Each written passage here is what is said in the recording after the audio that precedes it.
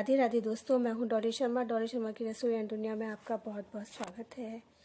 दोस्तों, अहोई का त्यौहार कार्तिक कृष्ण पक्ष की अष्टमी को मनाया जाता है। इस दिन बच्चों की माँ पूरे दिन व्रत रखती हैं। जिस दिन दिवाली होती है उसी दिन अष्टमी होती है।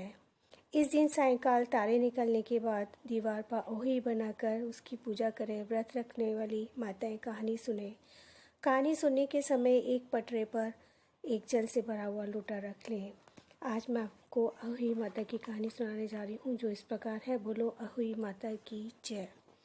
बहुत पुराने समय की बात है। भारतवर्ष में दतिया नामक नगर में चंद्रभान नाम का एक साहूकार रहता था। उसकी पत्नी का नाम चंद्रिका था।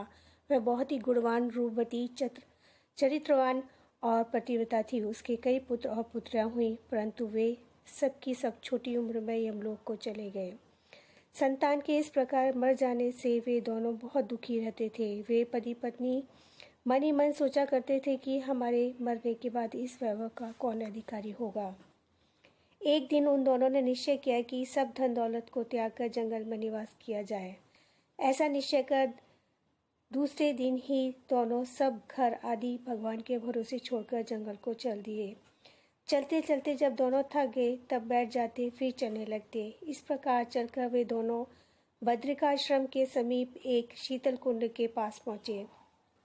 वहां पहुंचकर दोनों मरने का निश्चय करके अन्न जल त्याग कर बैठ गए। इस प्रकार बैठे बैठे उन्हें 7 दिन हो गए। 7वें दिन आकाशवाणी हुई कि तुम लोग अपने प्राण मत त्यागो। यह दुख तुम्हें पूर्व जन्म के पापों के कारण मिला है। अतः हे साहूकार, अब तुम अपनी पत्नी से अहोई अष्टमी के दिन, जो कार्तिक कृष्ण पक्ष की आती है, व्रत रखवाना।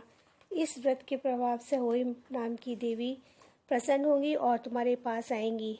तब तुम उस देवी से अपने पुत्रों की दीर्घायु मांगना।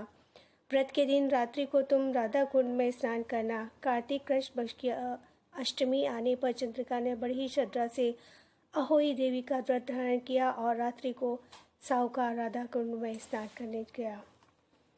साहूकार जब स्नान करके लौट रहा था तो रास्ते में अहोई देवी ने उसे दर्शन दिए और बोली, साहूकार, मैं तुमसे बहुत प्रसन्न हूँ। तुम मुझसे जो कुछ मांगो मांग लो। साहूकार अहोई देवी के दर्शन कर बहुत प्रसन्न हुआ और कहा, मैं माँ, मेरे बच्चे कम उम्र में ही देवलोक को चले जाते हैं, अतः माँ उनकी दीर्घायु होने का आशीर्वाद दीजिए। अहोई देवी ने कहा, ऐसा ही होगा। इतना कहकर अहोई देवी अंतर्ध्यान हो गई। कुछ दिन के बाद साहूकार के एक पुत्र पैदा हुआ, जो बड़ा होने पर विद्वान, बलशाली, प्रतापी और आयुष्मान हुआ।